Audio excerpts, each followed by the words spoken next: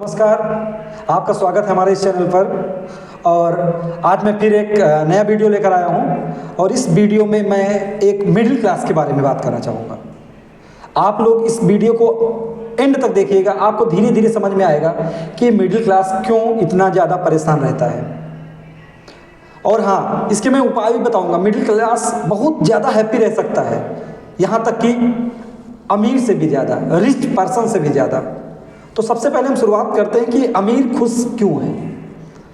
तो जैसा कि इसमें नाम ही है अमीर मतलब रिच, इसका मतलब ये है कि जो रिच पर्सन है उसके पास फाइनेंशियल प्रॉब्लम नहीं है, उसके पास उसकी ज़रूरत भर का पैसा है, ज़रूरत से भी ज़्यादा है। उसको अगर बच्चे की फीस देना है तो उसको पैसे के बारे में सोचना नहीं है, उसको कपड़े लेना है तो बच्चों के तो पैसे के बारे में नहीं सोचना है, उसको अपनी बेटी की शादी करनी है तब भी उसको पैसे के बारे में नहीं सोचना। वो इंजॉय करता है, उसको फॉरेन ट्रिप जाना होता है, आराम से जाता है, वो अच्छी स्टडी करता है और वो मस्त लाइफ जीता है।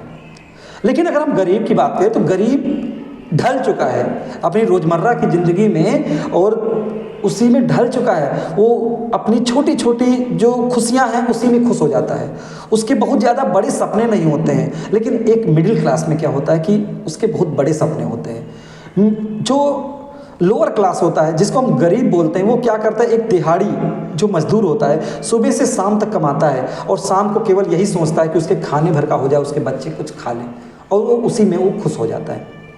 लेकिन अगर हम मिडिल क्लास की बात करें तो मिडिल क्लास के पास में पैसा भी रहता है लेकिन दुखी रहता है।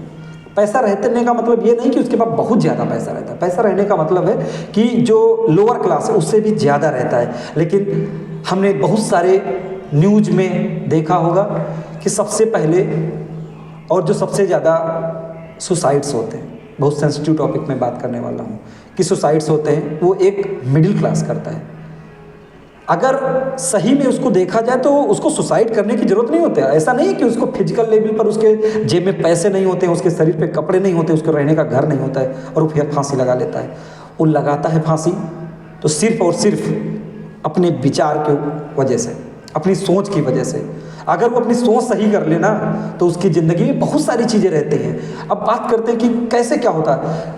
जो मिडिल क्लास होता है वो अपने आप को गरीब नहीं समझता, ये सबसे बड़ा मुद्दा है, वो गरीब नहीं समझता है। एक्चुअली होता क्या है कि जब उसके पास में कुछ पैसा आता है तो उसको खर्च करने के लिए, जैसे उसको दवाई लेना है तो अपने ज़िले के जो सबसे अच्छे स्कूल्स हॉस्पिटल्स होंगे वो उस पर जाएगा ट्रीटमेंट के लिए। उसको अपने बच्चे की पढ़ाई करना है तो वो बेस्ट स्कूल ढूंढने लगता है। उसको घर बनाना है तो एक अच्छा घर बनाना है, चाहे उसके लिए उसको EMI देना पड़े। और वो ऐसा होता भी है कि सारे के सारे जो मिडिल क्लास हैं वो EMI के बोझ के नीचे दबे पड़े रहते हैं।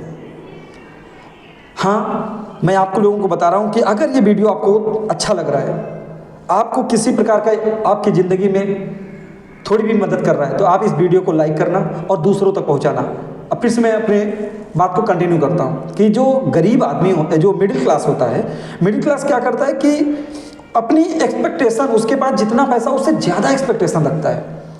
अगर वो अपने आप को समझ ले कि मुझे मेरे पास जो पैसा है वो कितना है, मैं गरीब हूँ या अमीर। एक्चुअली होता क्या है कि दो चीज़ें होती हैं, अमीर होता है और गरीब होता है। मिडिल क्लास कुछ होता ही नहीं है। ये मिडिल क्लास हम लोगों ने बना रखा है कि मिडिल क्लास हूँ मैं, मिडिल नहीं है, गरीब हूँ। गरीब में क्या होता है कि आपके पास पैसे नहीं, आपके पास 10,000 रुपये आ गए और आप सोचते हो कि नहीं मैं 20,000 का काम करूँगा, 10,000 का लोन ले लूँगा। लेकिन छोटा आदमी क्या करता है, उसके पास 10,000 होगा तो 5,000 का काम करेगा और 5,000 रुपये प्रॉफिट में रखेगा। ऐसा होता है। इसी प्रकार जो मिडिल क्लास होती है, मिडिल क्लास बच्चे को भी एडमिशन कराता है तो अच्छे स्कूल में अपनी बिटिया की शादी करना है, अपनी बेटी की शादी करना है तो उसमें भी आवश्यकता से अधिक खर्च करता है। अपने आप को मान बैठा होता है कि मैं अमीर हूँ, लेकिन एक्चुअली वो होता नहीं है। केवल और केवल अपनी थॉट प्रोसेस की वजह से उसको लगता है कि अगर मैं ऐसा नहीं करूँगा तो समाज मुझे क्या कहेगा। अरे समाज भैया कुछ कहने वाला नहीं है। एक बार करके तो देखो, एक बार सोच के तो देखो, आपके पास जितना पैसा है उससे थोड़ा कम खर्च करके देखो। आपकी लाइफ स्टाइल में अगर इंप्रूवमेंट ना आए तब कहना। लेकिन आप लोग क्या करते हो, समाज ने जो बना रखा है रूल कि नहीं हमारे पास 50,000 की सैलरी है, मैं 1 लाख का आईफोन रखूँगा, वो भी EMI पर। उसके बाद दुनिया कहेगी नहीं आपके पास EMI, अरे भैया आपसे दुनिया यही कहेगी आपके पास केवल EMI का फ़ोन ही है, आईफोन, इसके अलावा कुछ नहीं। आप अच्छे कपड़े पहन लोगे, लोग कहेंगे बस इनकी इतना ही है और कुछ नहीं है, क्योंकि आवश्यकता पड़ने पर आपके पास कुछ रह नहीं जाता है। तो हम बात करते हैं कि गरीब आदमी क्या करता है। गरीब आदमी अपने लिमिटेड से हर चीज़ें, उसके पास पैसा होता है, पैसा बहुत ज़्यादा होता है, लेकिन वो मान बैठा है कि मैं गरीब हूँ। वो गांव में क्या करता है, वो अपने बच्चे को सरकारी विद्यालय में भेज देता है। बच्चे अपने घर पे कोई भी नॉर्मल इंजरी या कुछ भी बीमार हुआ तो वो सरकारी हॉस्पिटल जाता है जहाँ कम से कम खर्चा लगे। वहीं जो मैं एक बार बता चुका हूँ कि जो मिडिल फैमिली होती है वो बेस्ट के चक्कर में ही अपना जीवन खराब करके बैठा है।